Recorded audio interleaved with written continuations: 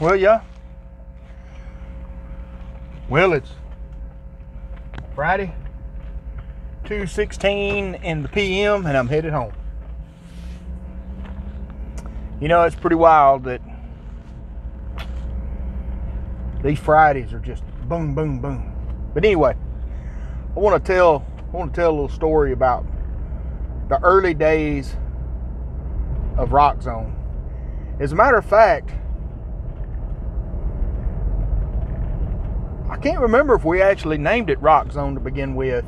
Billy Ray or somebody, or Johnny Holler or somebody. Because the first band that I was in, this may not have been Rox Zone. I can't remember what it was called, because when I first started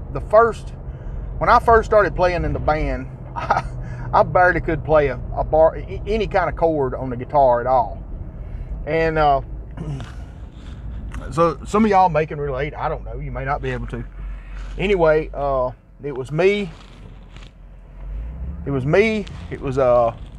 Billy Ray Sneed on lead guitar, Dale Reichert on drums, Jeff Wright on bass, and Johnny Holland was the lead singer. And we practiced several times. We practiced it. I had a real good place to practice there at my daddy's house. He allowed us to do that. My daddy was real supportive about that. He never really said much or anything. He didn't complain that much or anything about it being too loud or us practicing or anything. So he was good about that. But anyway, back to my story. They had let me join the band, and you know, it was simply out of necessity. I was kind of friends with a friend, you know, and knew him that way. And I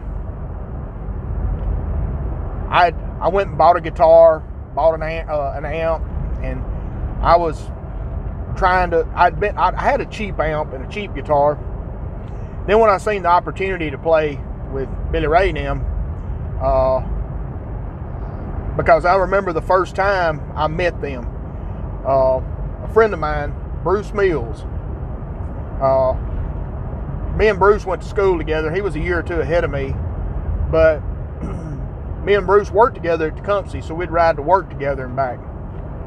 And Bruce was friends with Dale Reichert, Billy Ray Sneed, but the one that hooked us up with Dale and Billy Ray was Underwood, Dean Underwood. We were friends with Dean Underwood, so me and Bruce Mills, we rode down to Dale's house. Dean actually, I may have went down there with Dean, but anyway, we ride down to Dale's, and Dale was just started building his house that he lives in now. It was just kind of roughed in, and they were practicing in it. And Billy Ray was the lead guitar player, and they were in there jamming. And man, me and Billy Ray, matter of fact, Billy Joe Rankin went down there. I think he went as well.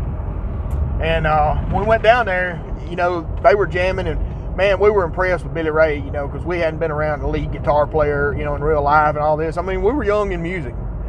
So we went down and saw him, and then of course we became friends. And that connection was mostly through Dean Underwood, because Dean was playing in the band with Billy Ray and him. He may have been playing bass, as a matter of fact, then. But anyway, he can correct me if I'm wrong. But anyway, our first gig, we'd practiced and played, you know, and practiced, and I didn't do any singing or anything then. All I did was just play rhythm guitar. And so we got our first paying gig, and man, we were excited. Man, we were going to do it right. I had some old painting scaffolds, and so we carried a couple of sets of them out there, and it was at Nita Lake in Fulton. It's a private residence now, but it used to be called Nita Lake, and it was, you know, open to the public. It had a beach, and you could swim and all that. They could ski and stuff out there. But anyway, it was supposed to be a private birthday party for Kelly Wyman. And She called us wanting to know would we play it. I can't remember if she called me or called Johnny or somebody, but anyway, she wanted us to play her birthday party. We were like, sure, okay. So we go through a lot of trouble. We carry these skyfles out there and put our PA on it and get a flatbed. They got us a flatbed trailer out there, and man, we took all evening setting up. Man, I'm talking about, it took us probably 4 or 5 hours to set up.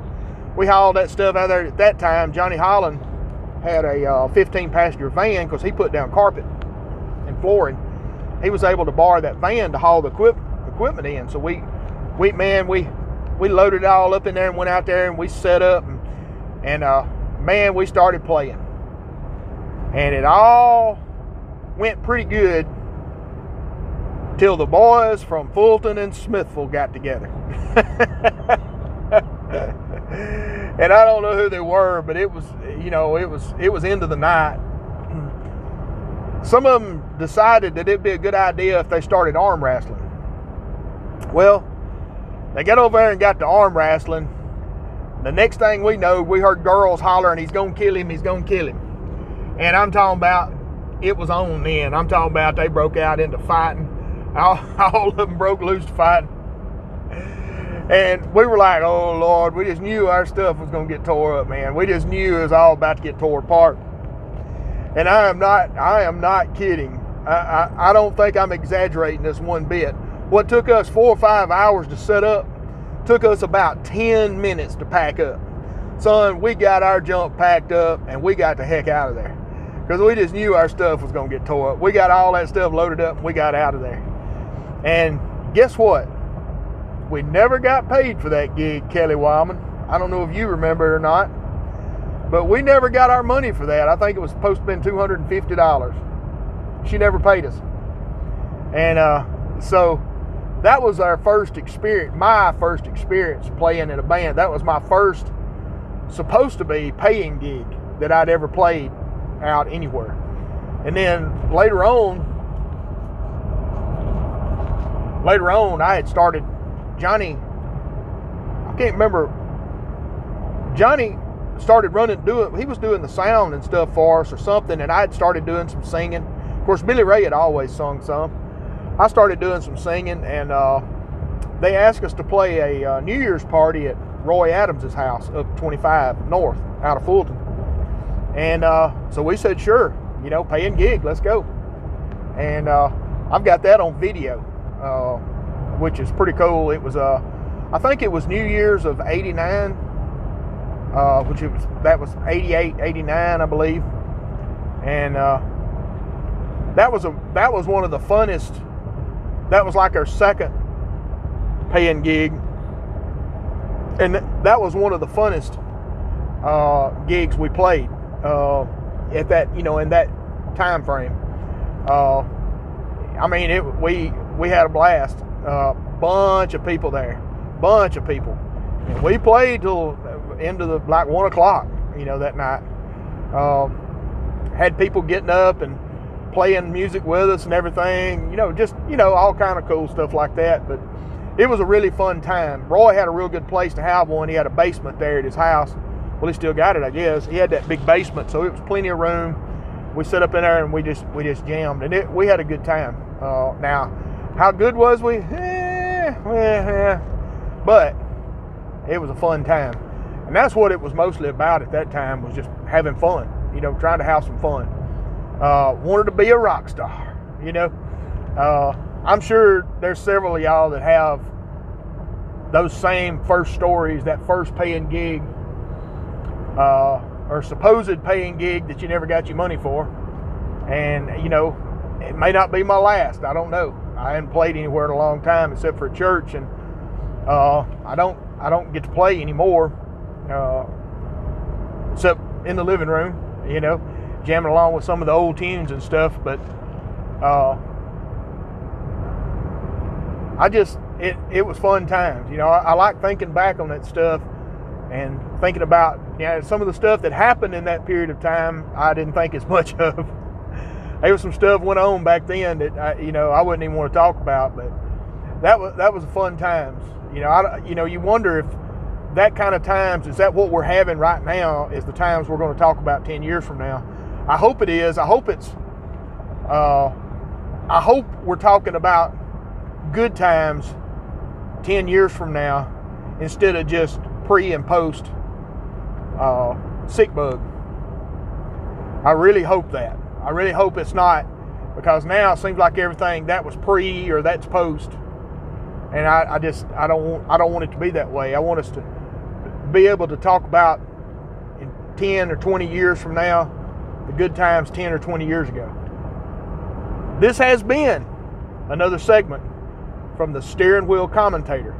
Like, share, subscribe, leave a comment, and we'll see you next time.